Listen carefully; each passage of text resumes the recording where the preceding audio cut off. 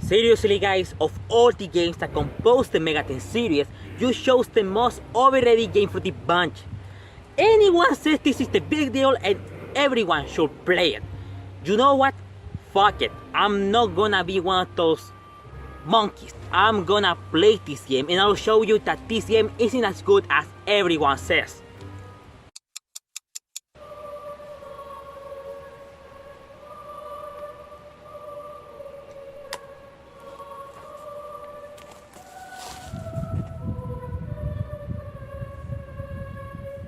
This is the best fucking game I've ever played in my life!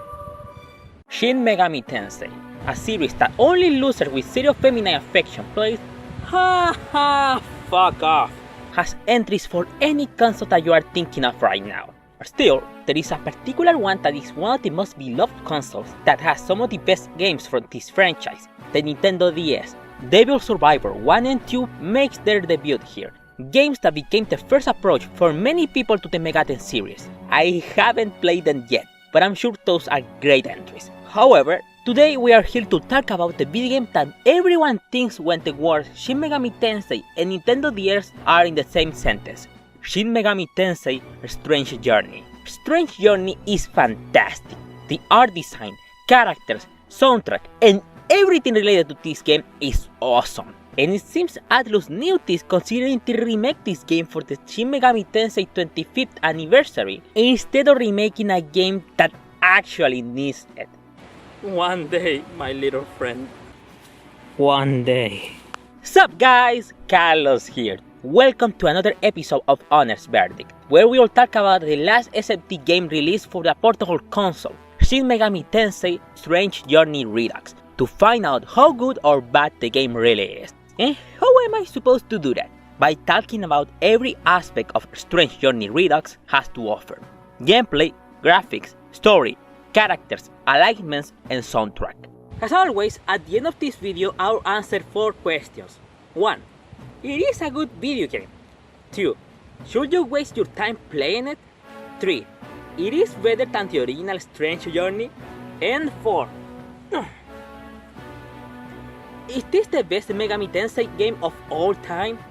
The footage that will appear in this video is from Buffmeister and 4K Gaming, because I don't have the money to buy a 3DS capture card, and if I even try to emulate a 3DS game on this piece of junk, I bet my house will be on fire. Before I start with this video, we have to say hi to the sponsor of this video, my Facebook Megami Tensei shitpost page. If you love stupid or controversial content from this series, I'm sure you're gonna like it. One last thing, remember this video is based on my opinion. Please let me know yours in the description down below. With that out of the way, it's time to wear our demonicas. Welcome to Shin Megami Tensei Strange Journey Redux, my honest verdict.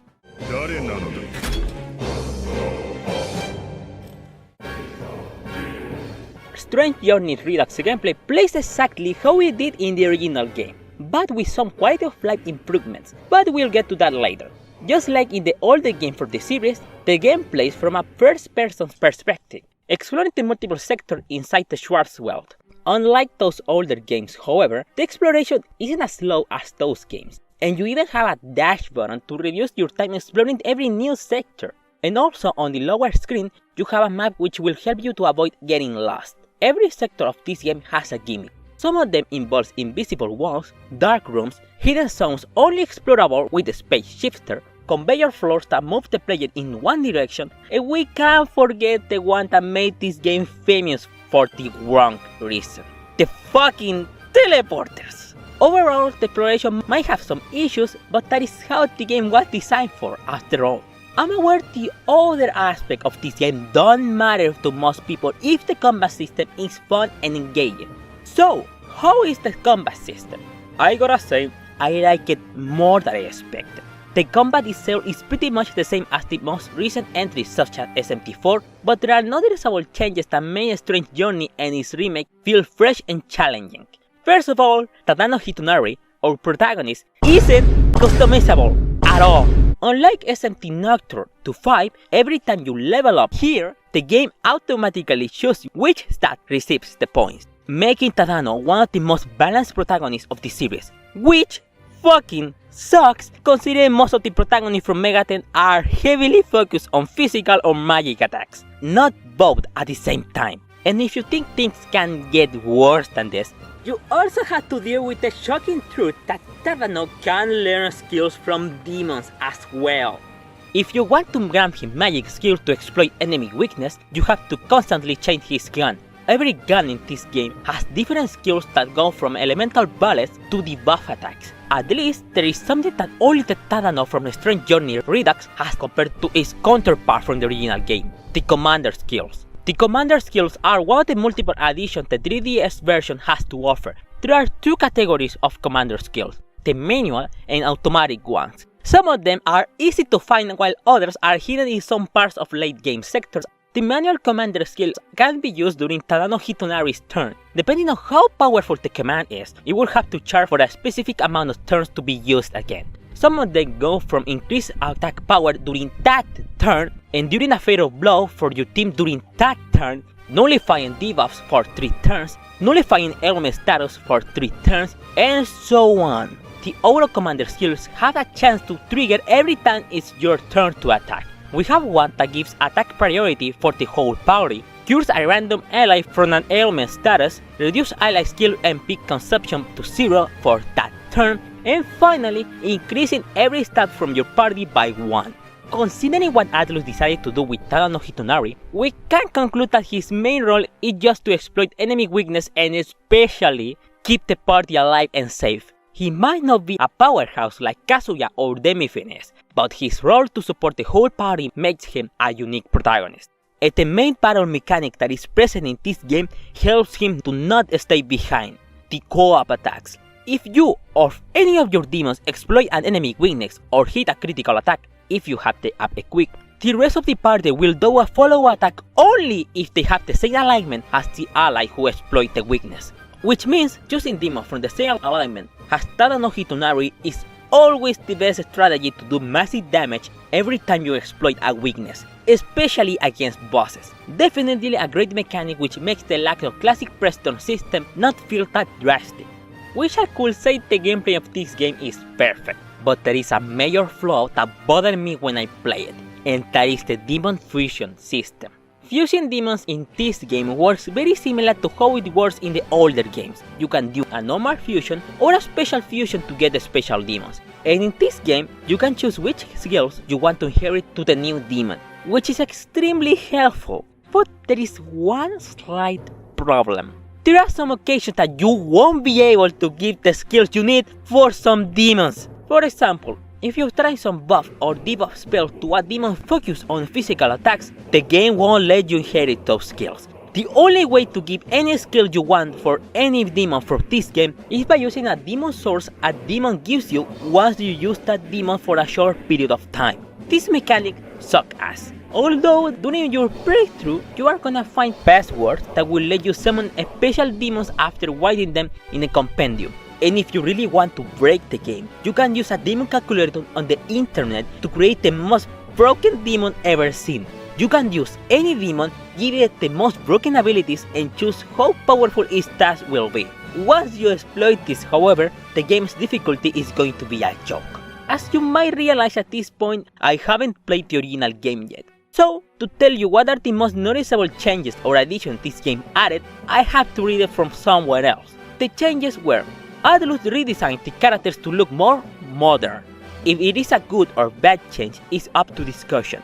At least I like it, but that's about it. Now there is voice acting. Unfortunately, it's in Japanese, even for American release. Not everything is bad, of course. The seiyus behind the characters are some of the most respected seiyus in Japan. The commander skill was added to make Tadano Hitonari more active in battle. At the same time, new apps can be developed to help you in your journey. And the most important addition for this remake is a new character called Alex and the inclusion of a new dungeon named Womb of Grief. Obviously, there are some minor changes I haven't mentioned, but I'm just going to put them on the screen to save us some time. Before even downloading this game, I read a lot of diverse comments from many YouTube videos and Reddit posts saying this game is easy as fuck or the game was brutally difficult. Yet, in my humble opinion, Strange Journey's Redux difficulty depends on how much you use the tools the game offers you. Allow me to explain. While you're experiencing this fantastic game, you will find different formats, materials to create new sub-apps for your Demonica. Those come from recovering HP and MP while you are walking, reduce damage from damaging floors, reduce the chance to obtain a fusion accident to 0, reduce the enemy encounter, gain more money during negotiation, and so on. If you use all of these apps obtainable, the game will be very easy the majority of your playthrough. While if you avoid using the most broken sub-apps, the game will be getting more and more difficult the further you are. This game might look intimidating for new players and people who haven't played an SMT game from a first-person perspective. So your old pal Carlos is here to give you some advice to make your experience more enjoyable. Number 1. Tadano Hitonari relies way too much on his demons to survive any battle, so make sure to keep them alive. Don't feel afraid of wasting turns by healing your demons. Number 2. Get the Frost Cannon. In Sector Karina, there is a Jack Frost who requests your help. If you complete his side quest, he will transform into Frost Ace, giving you one of the best guns from the entire game, the Frost Cannon. Number 3. Get Trumpeter. I know he's an endgame demon, but he's one of the best demons against the last 3 bosses. His resistance are noticeable against enemies who can kill you with just 2 powerful attacks. Number 4. Having multiple armors and guns to your disposition. Having different armors to nullify or resist some elemental attacks, and having guns to exploit weaknesses every time you need is key for victory. Number 5. If you want to belong to Law, Neutral, or Chaos and don't want to look on the internet which answer you have to say to join such alignment, go to Sector Antria and talk with the goblin on the fairy village. If you help him, you will be closer to Law. If you don't help him and force him to give you the item he found, you will be closer to Chaos. Number 6 and the most important one. Don't forget to finish Womb of Grief before fighting the final boss. If you want to get one of the 3 true endings, you must finish this dungeon first. Strange Journey Redux gameplay is far from being as good as SMT5's gameplay, for example, but its unique mechanics are enough to make this game shine on its own. It has its flaws like the annoying demon fusion system and the lack of customizable tasks for Tadano Hitonari, but everything else is fun and works well. 8 out of 10. Strange Journey Redux is a remake, which means to make the game feel like a completely new experience, Atlus redesigned everything. The dungeons, the main characters' portraits, the UI, and even gave character portraits of the crew members. In Redux, the crew members receive portraits with some facial expression to make them look less generic. Now, what do I think about Redux redesign? To be honest with you, I'm very 50-50 with it. On one side, I like how the main characters are more expressive in this game. In the original game, they only had one character portrait and that's it. In this game, the character portrait changes depending on what the character is saying, which makes them more charismatic. On the other side though, I dislike how the game's UI and the sector design looks. In the original, it looks way too impressive. Don't get me wrong, I like how the game looks, but it's impossible to compare with the original product in terms of map design. 7 out of 10. From all the aspects Strange Journey and its remake is known for, the story is in my opinion the one that I love the most. It's so fucking good that any studio can pick up this game and turn it into a series or a movie. Just imagine Tadano Hitonari interpreted by Tom Holland. It will be a massive success. The story from this game goes like this. At the South Pole, a mysterious black hole emerged, expanding and consuming everything on its way day to day. The United Nations sent a collection of elites from around the world to investigate this black hole, known as Schwarzwald, from the inside. Unfortunately, when they were trying to enter the Schwarzwald, everything goes wrong, and are forced to explore the anomaly by foot. To the investigation team's surprise, the crew was ambushed by demons. Our protagonist, Tadano Hitonari, and the investigation team must explore the Schwarzwald to find out its origin, how to stop it, and come back to their homes alive. Something I've seen only in this Megami Tensei game compared to the ones that I played over the last years is, from the beginning to the end, demons are seen as an actual threat to humanity.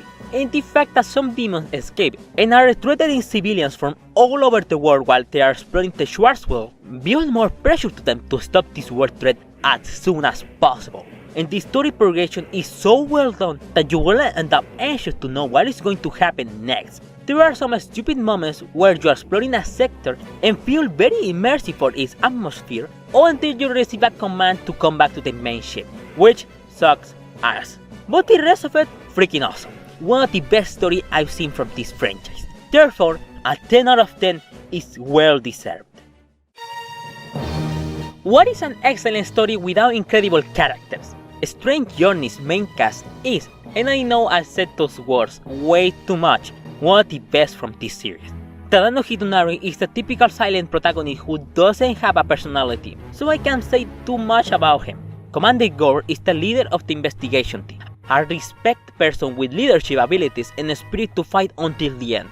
Arthur, the command unit of the Red Sprite, the main ship, is an AI who is in charge to assign missions to the team. Because he is an artificial intelligence, he is not afraid to take hard decisions in order to accomplish the mission.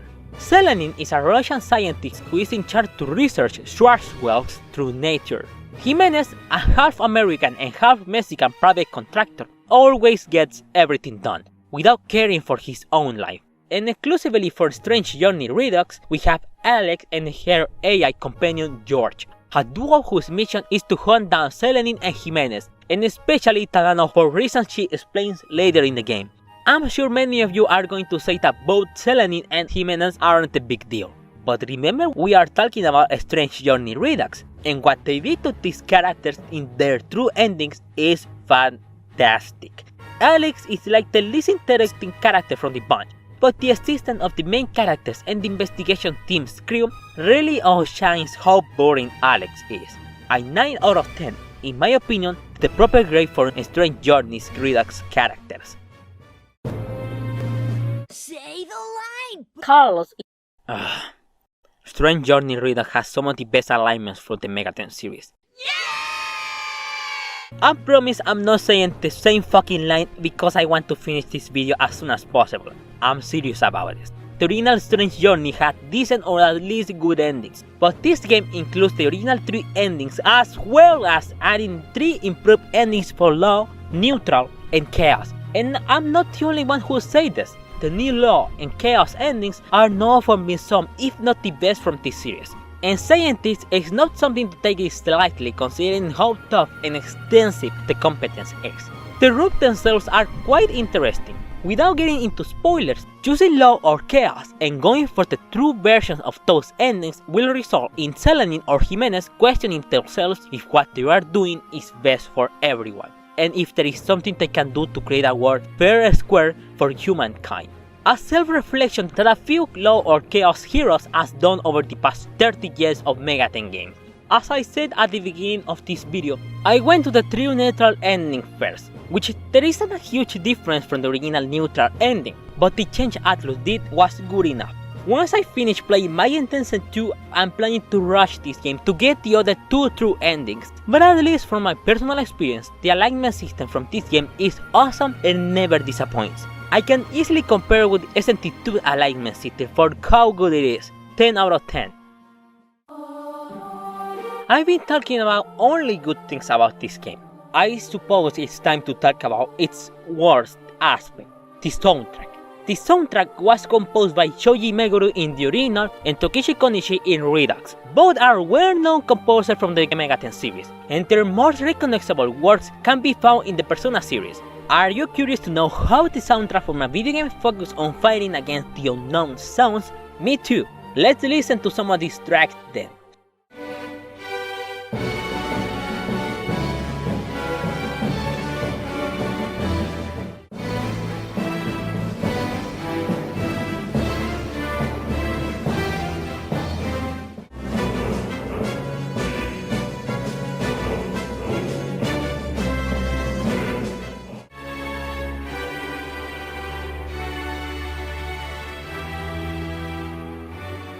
Strange Journey Redux soundtrack slaps. It fits incredibly well according to the Schwarzwelds atmosphere. But I have a personal problem with this soundtrack.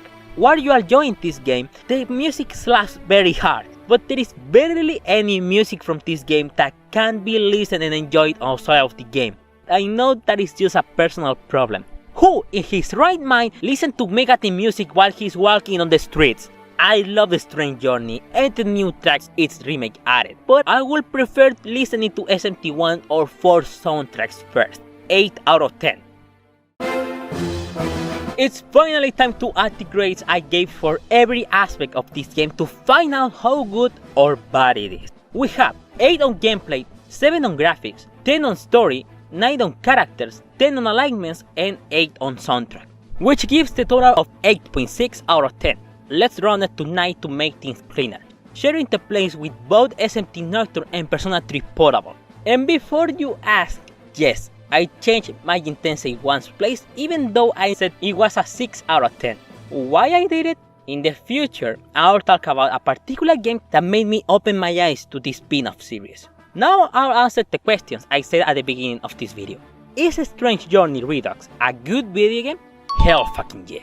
Once I finished this game, I felt something that only the first Shin Megami Tensei and Persona 3 made me feel.